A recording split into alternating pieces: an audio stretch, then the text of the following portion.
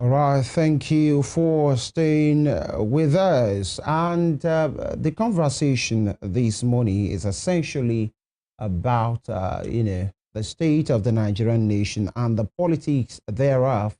It's been an active political transfer window, as we usually have in football. The January transfer window, the summer, August transfer, July stroke August transfer window, which ends actually. But it seems in Nigeria politics, it is never ending. And of course, another chapter of conversation was opened up yesterday when the governor, sitting governor of Oyo State, Engineer Seyi Makinde, the one they call GSM, actually, had the media chart, a press parley, and where he said so many things that has to do with some of his decisions, some of his conviction, some of his regrets, and maybe an ambition for the next cycle of election. He was elected and, of course, assumed the reign of powers in Oyo State in 2019. Of course, 2019 to 2023, his first time, he was re-elected. 2023, to 2027. And of course, less than 2 years or thereabout of his administration. And he spoke to the media about some of the things that has happened. And he talked about his regret supporting the President Bola Ahmed Tinubu during the 2023 presidential election, admitting that the decision did not produce the outcome that he had hoped for. And these are some of the issues. And many Nigerians are saying, well, Nigerian politicians, trust them at your peril. And by the way, some are trying to figure out why he had that press parley, to what end, because it's not something that usually will do. But some will say, if not, why not? Can't he have that? Or possibly there is a message that Seyi Makinde is trying to pass. And it was part of the G5. They called themselves the Integrity Brothers, that had Yesom Wike, Governor Ikpazu at the time, Samuel Otom, Ugwanyi, and Seyi Makinde himself. And he talked about their opposition, of an Atiku Abubakar presidency at that time, and what he will do now differently. We allow you to just have a hang of some of the things that he spoke about. Then our guest will come in. Seyi Makinde on this one. But the real issue is that I was in a meeting with the president and Wike. And I'm saying this, in an open chat. The president's chief of staff was also in that meeting, and a few others. And Wike said to the president that, well, sir, I will hold PDP for you, against 2027. I was in shock. So we got up, we got to the veranda. I said, Wike, did we agree to this? I don't like talking about people, and I will not talk about people or talk about events. But I'll talk about the real issue. The real issue is that Wike would like to support the president for 2027. That's fine. It is within his right to do that. But also some of us that want to, ensure that democracy survives in Nigeria. We don't drift into a one-party state, and we want to ensure that PDP survives. It should also allow us to do our own thing. That is just the issue between me and Wike. And I confided in a mutual friend of us after that meeting. And I kept thinking, okay, the president did not ask him, do this for me. He was the one that volunteered that I will do that. So when I was telling our mutual friend, I said, look, maybe he was talking about an errand that the president never sent him. So let's watch, let's engage him. Let's see if he will back off. But he never did. So after he didn't back off, I said, well, now it's time to confront him. Because I told him from that day that I will never be a part of this. And that is why I will not be supporting the president for 2027. Wike can support him, he's within his right, but also it is within my own right to decide within the political space who I will support. Of course, the man saying, as far as 2027 is concerned, he would not make that decision, to support the president. In fact, he has made a decision. He will not support President Bola Ahmed Tinubu. Again, the conversation is beyond those clips. We're expanding it because of the program. We are being joined by a former National Deputy Publicity Secretary of the People's Democratic Party, Prince Diran Odeyemi. Joins us virtually. Prince, good morning. Compliments of the season. Good morning. Merry Christmas and Happy New Year in advance. Right. You will please do us a lot of good by speaking up. Right. Your friend, Seyi Makinde, had that media party, in your Ibadan. I'm using that word carefully now. And he spoke on a range of things, his regrets, his conviction, his decision. And of course, not just about national politics. He talked about some of his actions and what he has done in Oyo State, and what he plans to do with the people affected by the circular road and all of those things as far as Oyo State is concerned. But that's not our main focus. We're talking about national politics and how Nigeria got here as far as the decision of people like yourself, Seyi Makinde, and the other politicians, the decision they made in 2023. Let me have a general assessment. Why do you think your friend Seyi Makinde had that party? What message do you think he's trying to pass? Let's start from there. Thank you very much. Number one, I want to believe that that party he had yesterday is a preparation towards his presidential ambition. And he needed Nigerians to hear him more and to know certain things about his personality.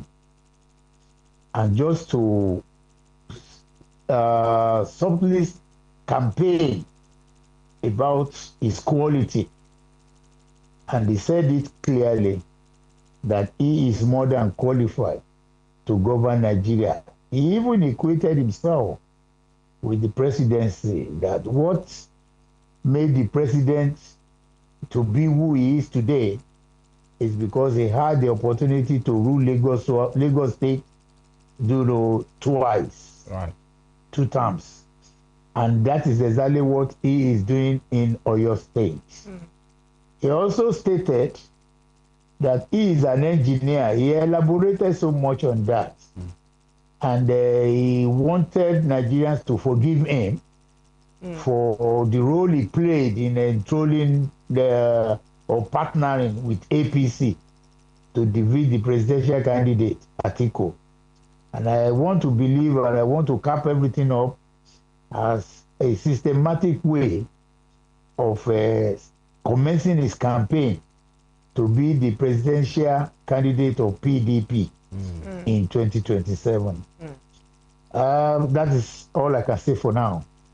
So, all right, Prince, let's ask you. Let me start by asking you this. Do you agree with him? You talked about him stating his qualities, and then also stating that probably the opportunity that the president, the now president, when he was governor, and all of the way, people had always said that he changed Lagos State, as it were. But so, considering Seyi Makinde's antecedent now as a governor, a 2-time governor, would you say he is fit for that role? Well, Seyi Makinde, I can say, did well in Oyo State. Okay. He performed very well, creditably well, above average. And give it to him that the people of Oyo State love him. And this was the reason why he was able to win a 2nd term. It's not always easy in Oyo State for somebody to win an election back to back. But having said that, when you are talking of politics, Seyi Makinde, I can tell you, destroyed the ladder through which he rose to the top. Also. he is not comfortable or is not at peace with the political class in Oyo State. He has surrounded himself with hangers-on, praise singers, and people who could not look him in the face and tell him the truth. As I'm speaking with you this morning, you're a journalist, I want you to go a little bit further and do your investigation. How many known politicians in Oyo State that is relating with Seyi Makinde or that Seyi Makinde is relating with? Prince, you can best tell us nobody. that. I'm telling you, I'm live on TV. I've said it in my previous interview with people. I've rated him. When you talk of performance, yes, he did very well. But you are talking of politics. Seyi is a failure. Seyi is somebody who doesn't talk. He's an introvert. If you talk to Seyi from now till tomorrow, he already has a mindset of what he wants to do. And he doesn't believe in anybody advising him or talking to him or giving him words of wisdom.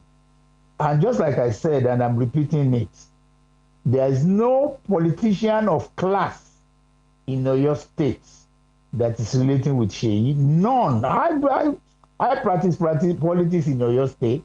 I was a former special advisor on communication and strategy to late Otumba Alao Akala. And during the second term, I served him as a special advisor on special duty. Please give it to me, and I'm saying it boldly, that when it comes to politics of Oyo State, I'm very vast in them. All right. I know virtually all politicians in Oyo State. Seyi is not in their good book. And I wonder, and I still want to see how he wants to present a candidate in PDP that this politician will accept from me. All right, Prince, I'd like to ask you at this point. I mean, when you were here about a month ago, you made mention of the fact that the governor of Oyo State, Governor Seyi Makinde, is a very vengeful person.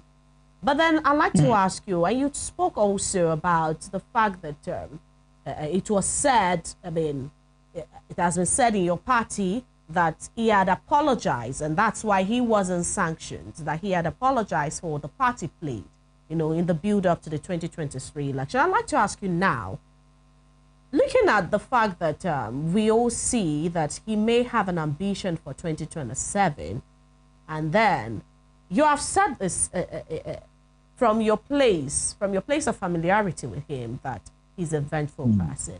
Now he has come out to say he regrets, you know, the party played in decimating the PDP to what we now see, the carcass that we now see today. Talking about the vengeful part and then the regrets and all of those, and seeking, you know, forgiveness, saying openly that he's a person, he's a human, and he's prone to mistakes. How do you see the PDP now, you know, with whatever is left of it, accepting Seyi Makinde? And let's start with you. I mean, if you had people like you in the party, would you be accepting Seyi Makinde despite his call for forgiveness? You see, it is on occasion like this that politicians come forward to say they regret or they are apologizing for their action. He says so, he's doing it because he has an ambition and he wants to become the presidential candidate of PDP, nothing more than that. The question now is, why now? Is it now that he starts regretting what he did? You cannot destroy your house and believe you can come there and take something tangible from it. No. Seyi Makinde and other leaders are the architect of what is happening or what has happened to PDP. The house is crumbled already. The evidence was proclaimed yesterday when INEC declared that they are not recognizing either of the sides. Both the Jamboree convention that produced the so-called national officer, and the caretaker committee in place. If you go to INEC website now, there's nothing about PDP there. Until the court decides for us, which is likely to be, you know, in May or June next year. I can predict that. Because after the appeal court, they are still going to the Supreme. It's only the Supreme Court that can give the final say on what is happening and what will happen to PDP as a political party. So for Seyi to now say that he apologized, he regrets, by the time he was doing it, he's a politician. Politicians usually do something at a time that is suitable for them. He did what he did because of his selfish desire or ambition to ensure that Atiku does not become the president of Nigeria. They may have good points, and I support them on that, but not now to now think that simple apology will rectify the house you have destroyed. And that apology is based on the fact that he is contesting and he wants to become somebody in Nigeria. Nothing more than that. If you give him that opportunity again, he will continue to apologize because he needs recognition and he wants to be the candidate of the party. So this is the time. Nigerians should understand when politicians speak. Take care of the time, take note of the circumstances, and look into the future or look behind that apology. You will get the answer. This is the season. All right. Now, Prince, you said he has been your friend, but, you know, his brand of politics is quite, you know, you say he destroys ladders, actually, the moment he climbs up.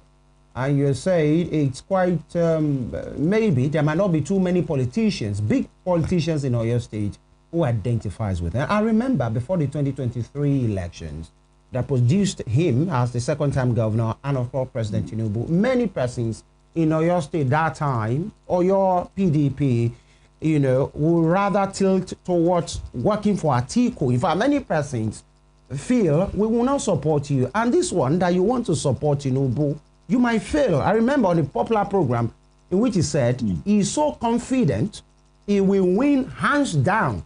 If anybody doesn't want to work for him, let them not work for him. And he emerged as the governor. Quite overwhelming victory at the time. And you are saying he's no more popular.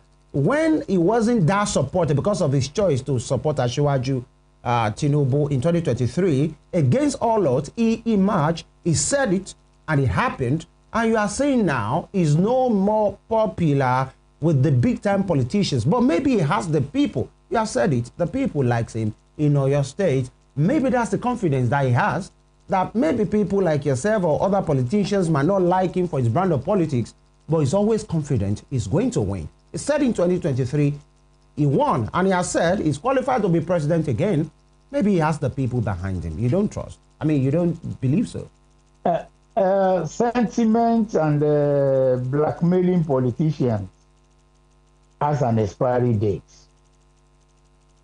You are not an independent candidate. You rose to become the governor simply because many politicians backed you, supported you, raised you up, believed in you. What I mean by destroying the ladder through which he rose up is very simple. Seyi Makinde literally sold a narrative to the people of Oyo State that political class are against him simply because he was not using the money of the state. He was not putting the money of the state in their pockets. Is that and wrong? And you know this is the song. No, I'm coming. I will analyze it for you. This is blackmail, and this is sentimental. You are doing it. You are successfully. He has done it. That is the blackmail. Of course, the people will believe in.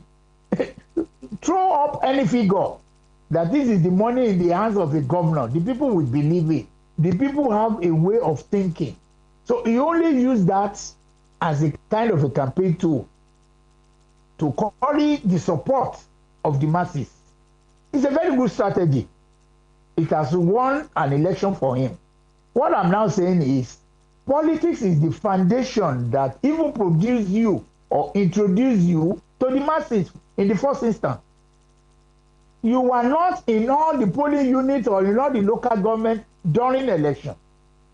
it was these politicians that represented you, that campaigned with you and for you, that said specifically that you are the one the people should trust. If you now get there, I'm not saying give politicians money, relate with them. Seyi Makinde doesn't pick calls of all the people that assisted him anymore. Monica Gadiola said it and Seyi Makinde admitted, and we came back it up, that the person who brought Seyi Makinde to him was Monica Gadiola. There have been many politicians. He joined PDP in 2002 or yes, 2002 or something like that. Before him, there were a lot of politicians in PDP. I can count on my fingers people that even introduced him to me. I know a lot of politicians, but what I'm saying in essence is, Seyi doesn't have that human relations to sustain the relationship with politicians. If he now leaves office, we have seen governors that left office and contested for a senatorial election and lost. Later, Jimobi was a typical example. Yeah. Here is somebody who won an election overwhelmingly, and after leaving office, he wanted to be a senator, and he lost to a relatively unknown former commissioner. Some will say maybe the reason why Seyi Makinde is, not too popular with the big politicians is because politicians are known to be more like investors, actually, in a kind of way that the moment they help you, they're always waiting for returns. And maybe the demands are too chalky. And the man would rather say, or rather, tilt towards the people than fritter the resources of the state away just because you help me climb a particular ladder. I must be subservient and accede to all kinds of your demands, and it's chalky. There is that analysis as well. I'm an insider. I was part and parcel of Seyi Makinde's campaign. And you were not making demands. What kind of demand will I make on him? What kind of demand, for God's sake? No, I'm telling you. You see, Seyi Makinde literally financed his election. He has the money. This is the truth. There is no politician that will make any financial demand from him. None that I know. But ordinary, simple relationship, human relations, call you as a governor, you no longer pick their call. He said it when he won the election. He said it, that there are some politicians he will retire. And he has done that successfully. But what he forgets is politicians don't die and they don't retire. After his tenure, they will all rise up, and I wonder where he's going to get his political support after his office. I can tell you, and I'm saying this sincerely, even people who are in his administration, who are in his government, they dislike his style. Everything in your state. Yeah, you may commend him for that, but it has limitations. Everything about governance stops on his table. He doesn't allow you to use your sense of initiative to do certain things. He is everywhere. And that perhaps overwhelmed him to such an extent that he doesn't even have time for politics and politicians again. The only kind of politics that Seyi does now is politics that will favor him, or politics that he has special interest in. Is that not the politics in Nigeria? It's always a politics of... Yes, that's what I'm saying. And so why do you blame him for that? Well, now, I'm not blaming him. Some will say that's what Nigerian politicians, including yourself, are known for. I am only predicting that he has 17 months in office. Please mark my word and quote me well. Yeah, your record. After the expiration of Seyi Makinde's term in Oyo State, Seyi Makinde will not get any politician to support him. All right, politically. Prince. He will be rendered useless politically. Mark my word. Prince, let me ask you this. Yes. you're a stakeholder and an elder in the PDP. So you have the benefit of hindsight now. Let's talk about the build-up to the 2023 elections. Are you sure that history is not repeating or about to repeat itself again? You just made mention of the fact that you agreed with whatever it is they did to stop the ambition of an Atiku Abubakar in the party. This is your party member. All these people that we've been talking about are your party members. There is one thing people always say about the APC. I mean, we've had several of them here, stakeholders in the party, who have talked about the fact that the APC is known for one thing, to always keep their crisis, inside, manage their crisis. They were talking about the primaries, and then you saw that the president called all of the warring sides and, found a way to placate them and made them to come on board and assent to a consensus candidate. Let's talk about now, learning from the APC. Talking about now, you have a Seyi Makinde who is even out and about saying that he regrets his contribution to all that happened to the party, as against a Wike who has even gotten in bed publicly with the ruling party. Would it not rather be a Makinde than a Wike? And then, is this not an opportunity to get the PDP back together? You're talking about an uncertainty even in 2026, talking about all of the lawsuits, all of the court cases and all of this. So would it not rather be a Makinde, the leaders of the party getting back together, putting their heads together to mend their rifts within the house internally, rather than push out your own? At least a Makinde is telling you to your face, if I will not get this, then we do away with the party. We destroy the party. We throw away the baby with the bathwater. What's your take on that?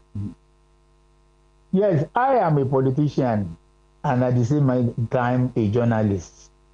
I read people's mind, psychologically. Number one, about the revelation Seyi Makinde made yesterday about what had transpired in the presence of the president. I want us to wait until Wike comes out with his own revelation or convention. Because Seyi Makinde, we have had him, he has said at a meeting where himself, Wike, Chief of Staff and the President were. How many other governors were there? We don't know. How many PDP governors were there? We don't know. Why is it only Seyi Makinde and Wike that were called to that meeting? Let's go a little bit further. What was the purpose of that meeting? We don't know. You said what? I said probably because they pull weight. I mean, that's all your... That's exactly what I'm saying. That's exactly what I'm saying. Seyi Makinde confessed yesterday that the president asked them to submit names of people that he would want to nominate as ministers. Right. Wike got his own. Seyi Makinde, because he is the governor, nominated somebody else and specifically specified that it should be in the Ministry of Finance or Budget or whatever. And I am aware of the personality and the person Seyi Makinde prepared for that position. Ooh. No, I will not say it. Don't worry, I will not say it. He didn't say it. I know the person. I'm telling you that. Well, we don't and know. The purpose and the intention, is to have an inroad into the presidency, just like Wike. But in a way, the presidency disappointed him for whatever reason. It is that annoyance that is now making him to say he wants to take a revenge by not supporting the president. My colleague did say that he made an allusion to that. He did say that things did not go his way, and that he regrets. I want to conclude. What I'm saying. You have said somebody now that Seyi Makinde apologized and Wike is adamant or insisted that he was going to support. What I'm saying is, Seyi Makinde that is now talking is saying whatever simply because he has lost out of the deal with the presidency. If the presidency had given his candidate that ministerial slot, and if indeed they have been attending meetings with the presidency, we are not likely to hear of all these talks about the president calling them to a meeting. So what I'm Prince, trying to tell you now is there is more behind what you heard. Since you're not privy to some of the inside facts, what if the disappointment came before, and that's what led to his candidate not being picked, or his disappointment?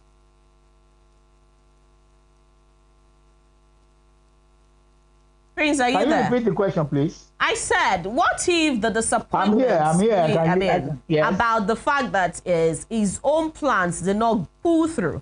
What if that disappointment came before, as a result of his own part, of his own side of the deal not being found? Exactly. Nobody can say that. But for whatever reason, let us take it that the conclusion is his candidate did not skate through. The question now, I'm talking about the revelation. If Seyi Makinde cannot come out to tell us that himself Wike had a meeting with the president, let us go a little bit further. When was this? And when did he start regretting? And why now? Those are my questions. By the time you probe into all this, you will know that Seyi Makinde is only saying all that because of his ambition and because he wanted something. Everything is about me, myself, and I. Prince, and that is who Seyi Makinde is. My question is, that's notwithstanding, knowing his ambition for what it is, I'm saying that should the PDP not ride on this and get their house in order and support their own, no matter what? Well, you are saying PDP. Am I not a PDP person? That's what I'm saying. What Seyi Makinde is saying? That's what I'm saying. Should you not put that aside? To use Seyi as a rallying point for PDP is a failure. Seyi will not do anything outside his selfish request or demand. Well, can the party not make their own demands now because he has something to lose?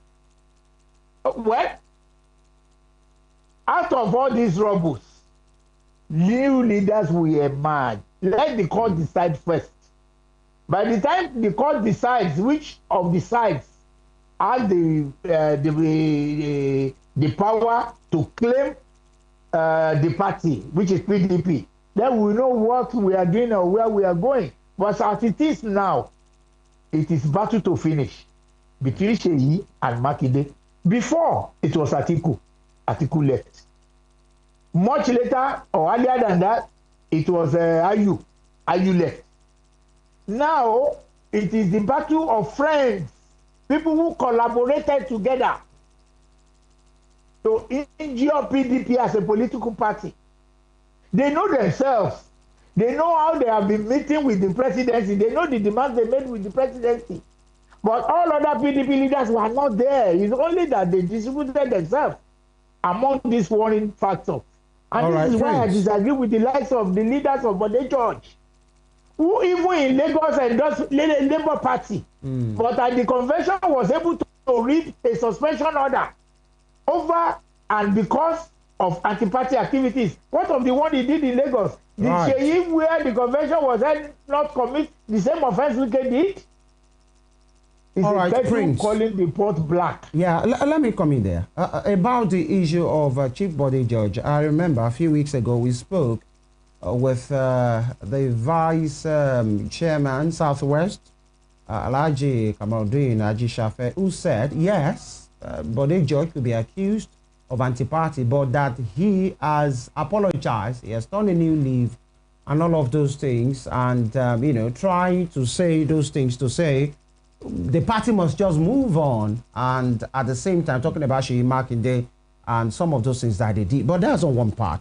Now, Governor Makinde yesterday talked about when he had the fallout with Minister Wike, one of these G5 people at the time. He talked about the reason. Of course, Wike has mentioned some of those reasons before because of, the northern presidency convention thing, that if this is here, these must be here. Because of time, we wouldn't go through all of that.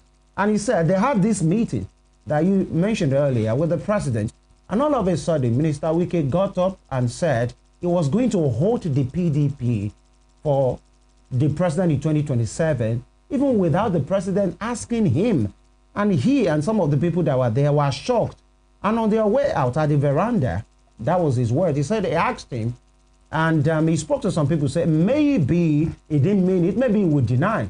And the man didn't deny, and that was when they fell out, because there wasn't an agreement to that effect at that time that you are going to hold the PDP for the president in 2027. Now, for the benefit of antecedents, with what we have been seeing, doesn't it look like that is what former Governor Wike has been doing since he got, that appointment? Because he has been at Abuja, he's working as a minister for the APC.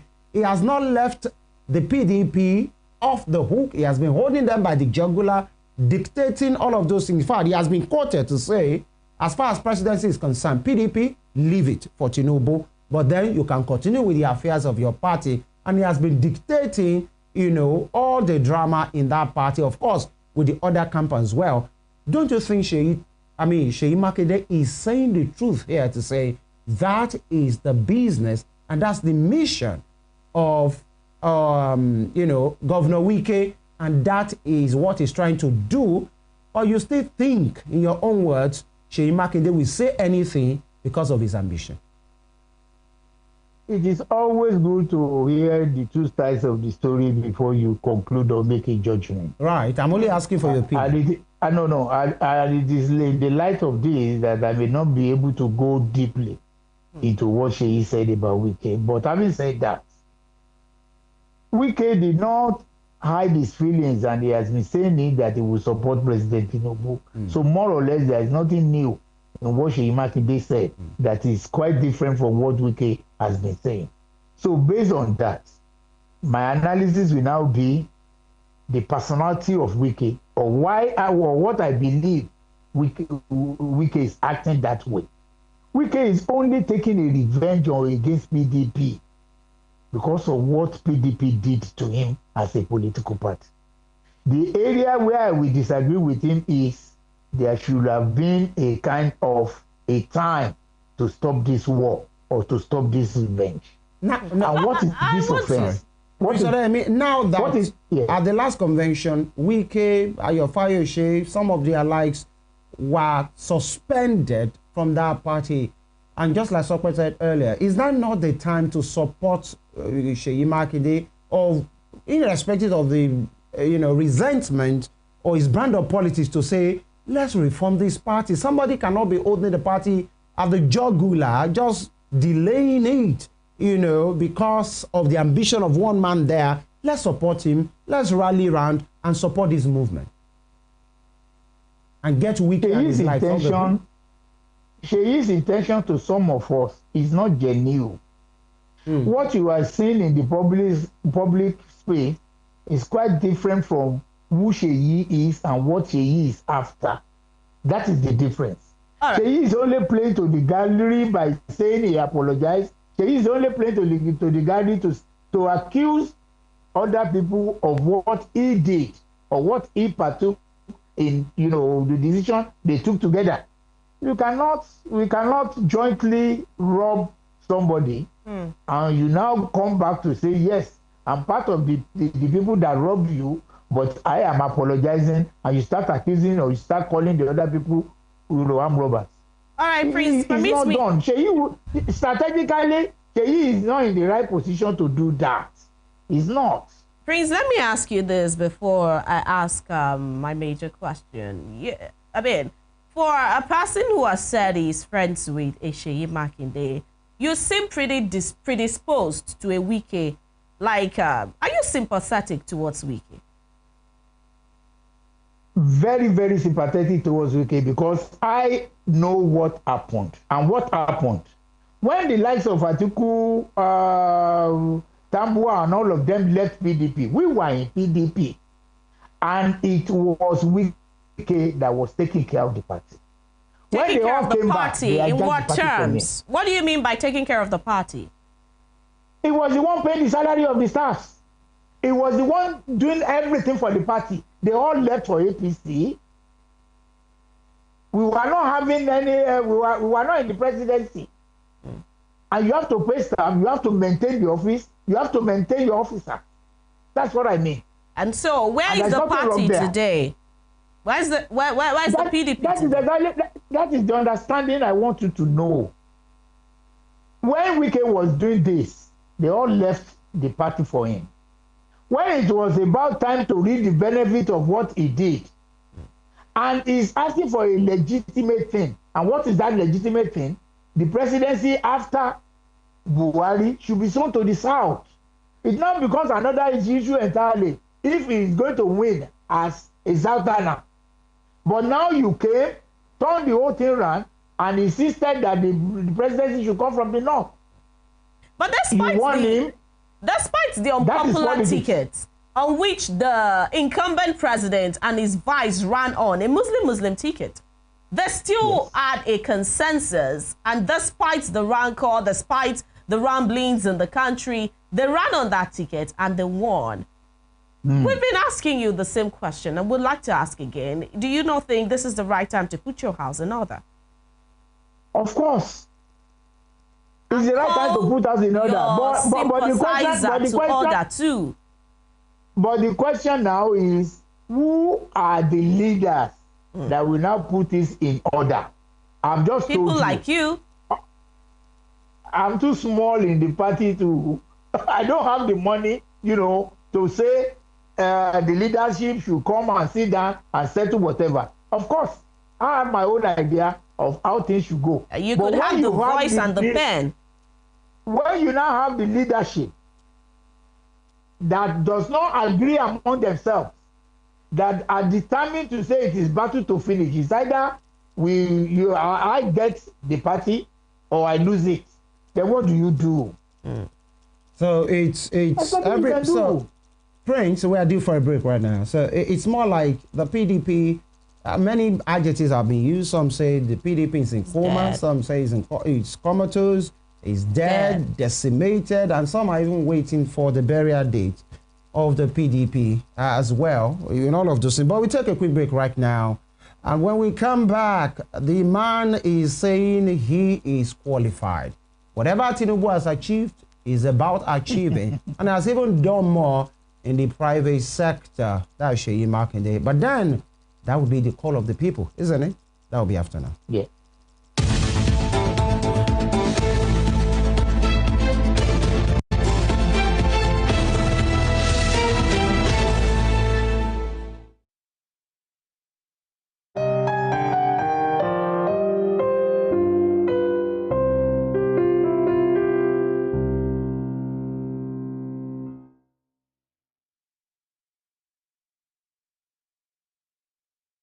Projecting culture and tradition to the world.